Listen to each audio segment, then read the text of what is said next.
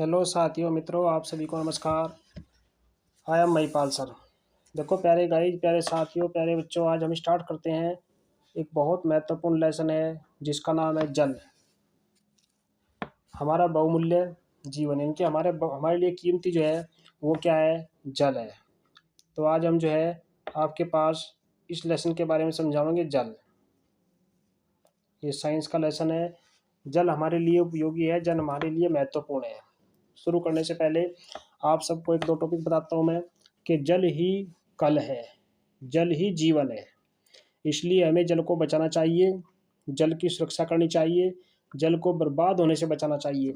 यदि कोई फालतू में जल को खराब करता है तो उसको रोकना चाहिए, क्योंकि जल से संपूर्ण संसार का जीवन है। तो इस तरीके से जो है जल हमारे लिए बहुत महत्वपूर्ण है, जो हमारे दैनिक जीवन में काम आता है। पेड़ पौधों के लिए, इनके प्रकृति में, इनके संसार में रहने वाली हर वस्तु के लिए जल आवश्यक है। इसलिए जल हमारा कल है, जल हमारा भविष्य है। जल की हमें सुरक्षा करनी चाहिए। जब वर्षा होती है, वर्षा के जल को हमें संरक्षित करना चाहिए। भौम जल यानी कि जो जल पृथ्वी के अंदर से निकलता है वो हमारे लिए शुद्ध और साफ जल होता है, उसकी हमें सुरक्षा करनी चाहिए, उसको कम से कम बर्बाद करना चाहिए। आओ चले इसी के उपलक्ष्य में जो कुछ क्वेश्चन दिए हुए हैं, इन क्वेश्चनों को हम करते हैं। स्टार्ट करते हैं प्रश्न नंबर 1। लेकिन स्टार्ट करने से पहले आप सभी का इस MP सैनी यूट्यूब चैनल पर वेलकम है, स्वागत है। आओ चलो शुरू करते हैं। प्रश्न नंबर 1 है, सत्य और असत्य बताना है। पहला है, भौमजल विश्व भर की नदियों और झीलों में पाए जाने वाले जल से कहीं अधिक है। ये बात आपकी सत्य है। दूसरा, जल की कमी की समस्या का सामना केवल ग्रामीण क्षेत्रों के निवासी करते हैं। ये नहीं है, ये तो असत्य है भाई। जल की समस्या का सामना तो सभी करते हैं, चाहे वो ग्रामीण का हो, चाहे वो शहरी हो, चाहे वो किसी भी क्षेत्र में रहता हो। नंबर गए, नदियों का जल खेतों में सिंचाई का एकमात्र स्रोत है। ये भी असत्य है, क्योंकि सिंचाई करने के लिए तो कुओं का प्रयोग भी करते हैं, नलकूप का प्रयोग भी करते हैं, नदियों से नहरों के द्वारा जल लाकर उसका प्रयोग भी करते हैं। इसलिए बहुत सारे स्रोत हैं। गए, वर्षा जल का चरम स्रोत है। ये सत्य है। अगर वर्षा अधिक होती है तो वो जल का सबसे बड़ा स्रोत है। अधिक जल संचय होता है, अधिक जल इकट्ठा होता है। ये था हमारा क्वेश्चन नंबर 1। ये हमारा है क्वेश्चन नंबर 2। समझाइए कि भौम जल की पुनः पूर्ति किस प्रकार होती है। यानी कि धरती से जो निकलने वाला जल है उसकी पूर्ति कैसे होती है दोबारा। देखो, वर्षा जल जब बारिश होती है उससे और अन्य स्रोतों जैसे नदियां हैं, तालाब है आदि का जल मृदा से रिसकर, मृदा मैंने होता है पृथ्वी, पृथ्वी से रिसकर भूमि के नीचे गहराई में रिक्त स्थानों और दरारों को भर देता है। भूमि में जल का रिसाव अंतःस्यंदन कहलाता है, यानी कि अंदर जाने वाला। अतः इस प्रक्रम द्वारा उपयोग किए जा चुके भौम जल की पुनः पूर्ति हो जाती है। तो इस तरीके से जो वर्षा का जल हो, नदियों का जल हो, तालाबों का जल हो, रिस करके भूमि के अंदर जाता है, उसी से भूमि के जल की पूर्ति होती है। ये था हमारा क्वेश्चन नंबर 2। ये हमारा क्वेश्चन नंबर 3। किसी गली में 50 घर हैं जिनके लिए 10 नलकूप लगाए गए हैं। भौम जल स्तर पर इसका दीर्घावधि प्रभाव क्या पड़ेगा। देखो, अगर आसपास में ज़्यादा नलके होंगे, ज़्यादा नलकूप होंगे तो उतना ही जल भूमि से ज़्यादा निकाला जाएगा और उसका अधिक से अधिक नुकसान होगा। इसमें जल की बर्बादी अधिक होगी तथा भविष्य में जल की कमी पड़ जाएगी, जिससे सबके सामने एक समस्या उत्पन्न होगी। इसलिए हमें जो है नलकूप तो हो लेकिन जल की बर्बादी कम करनी है। बहुत सी जगह आपने देखा होगा कि सबमर्सिबल लगा हुआ है, लाइट आ रही, चल रहा नाली में, तो उसका पानी जो है वो बह रहा, बर्बाद हो रहा पानी। तो ऐसे बर्बादी को हमें रोकना है ताकि आने वाले। ये है हमारा प्रश्न नंबर 4। देखो, ये इसका आंसर है। मान लीजिए आपको किसी बगीचे का रखरखाव करने की जिम्मेदारी दी जाती है। आप जल का सदुपयोग करने के लिए क्या कदम उठाओगे। देखो, जल का सदुपयोग करने के लिए आपको बहुत सारे कदम उठाने। ड्रिप सिंचाई, स्प्रिंकलर प्रणाली का उपयोग बगीचे में पानी के उपयोग को कम करने के लिए किया जा सकता है। यानी कि ड्रिप सिंचाई हो, स्प्रिंकलर हो, अर्थात यानी कि पौधे की जड़ तक ही पानी पहुंचाना है ड्रिप के द्वारा। वाष्पीकरण द्वारा पानी के नुकसान को कम करने के लिए पौधों की जड़ों के पास पानी देना, वर्षा जल को संग्रहण करना आदि के द्वारा हम अपने बगीचे का रखरखाव कर सकते हैं और उसमें जल का सदुपयोग भी कर सकते हैं, जिससे जल की बर्बादी न हो। ये था हमारा क्वेश्चन नंबर 4। ये हमारा क्वेश्चन नंबर 5। भौमजल स्तर के नीचे गिरने के लिए उत्तरदायी कारकों को समझाइए। देखो, भूमि का जल नीचे कब जाता है?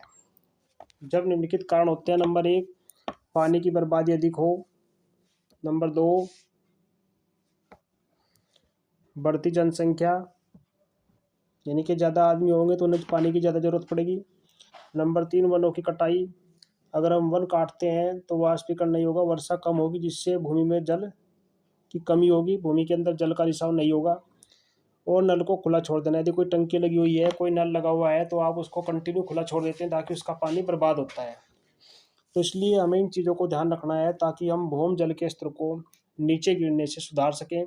यही कारण है कि उसके जल को जो नीचे जाता है, ये उत्तरदायी कारक, मुख्य कारक यही है कि पानी की बर्बादी जो है वो भूमि के जल को गहराई तक लेकर जाती है। ये था क्वेश्चन नंबर 5। ये हमारा क्वेश्चन नंबर 6। रिक्त स्थानों को की पूर्ति करनी है हमें। नंबर 1, भौमजल प्राप्त करने के लिए 2 खाली स्थान दिए हुए हैं। तो कुओं का, देखो यहाँ तो आ गया आपका कुओं, और तालाबों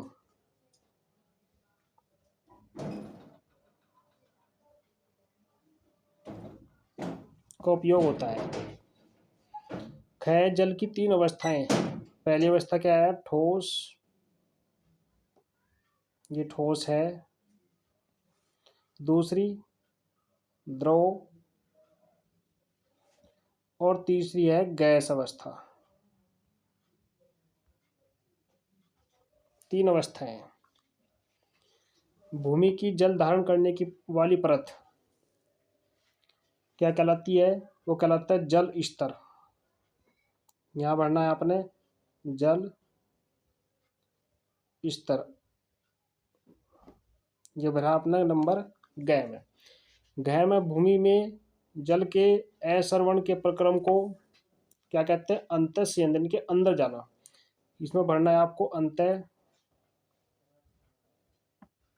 संयंत्र से ये अंदर जाना। तो इस तरीके से इनको भरते हैं। देखो, पहले हम भरा गया, पहले खाली स्थान में कुओं और तालाबों। दूसरे में भरा गया ठोस, द्रव और गैस, 3 अवस्थाएं। तीसरे में गैम भरा गया जल स्तर, और घय में भरा गया भूमि के जल में जल के अवसरण के प्रक्रम को अंतः संयंदन कहते हैं। तो ये था प्रश्न नंबर आपका 6। ये है प्रश्न नंबर 7। अब निशान लगाना है, निम्नलिखित में से कौन सा कारक जल की कमी के लिए उत्तरदायी नहीं है? देखो, औद्योगिक वृद्धि, ये भी कारक उत्तरदायी है। बढ़ती जनसंख्या भी उत्तरदायी है। अत्यधिक वर्षा, ये उत्तरदायी नहीं है। तो ऑप्शन नंबर हमारा गैर सही हो गया।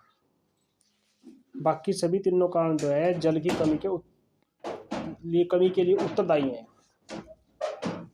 नंबर 8 दिया हुआ है, विश्व की, देखो सही विकल्प चुनना हमने में सारों में, तो देखना कि सही कौन सा है। विश्व की सभी झीलों और नदियों में जल की कुल मात्रा नियत रहती है। ये असत्य है, नियत नहीं है। जैसे बारिश होगी कम ज़्यादा हो जाएगी। खैर, भूमिगत जल की कुल मात्रा नियत रहती है, ये भी कम ज़्यादा हो जाती है। विश्व के समुद्र और महासागरों में जल की कुल मात्रा नियत है, ये भी कम ज़्यादा हो सकती है। वर्षा अधिक होती है तो अधिक हो जाती है, वाष्पीकरण अधिक होता है तो कम हो जाती है। गैर विश्व में जल की कुल मात्रा नियत है, ये सत्य है। पूरे विश्व में जो जल है वो निश्चित है, वो कम नहीं हो सकता। वाष्पीकरण द्वारा ऊपर जाएगा, वर्षा के द्वारा फिर नीचे आएगा, भूमि में इसके नीचे चला जाएगा, लेकिन वो स्थिर रहता है, यानी कि उसकी मात्रा जितनी है उतनी की उतनी ही रहती है। ये था प्रश्न नंबर 8। और प्रश्न नंबर 9 में जो है आपको भौमजल और भौमजल स्तर को दिखाते हुए आपने एक चित्र बनाना है।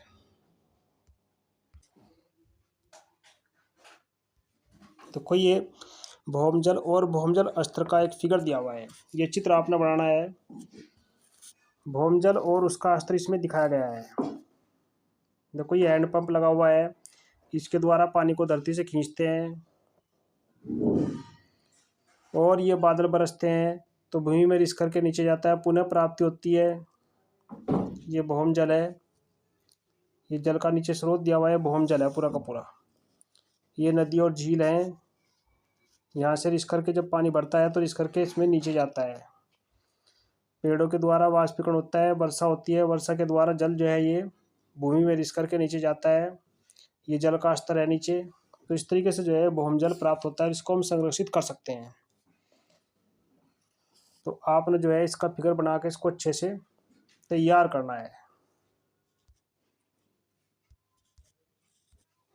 तो इस तरीके से जो है आप इस लेसन को अच्छे से तैयार करें।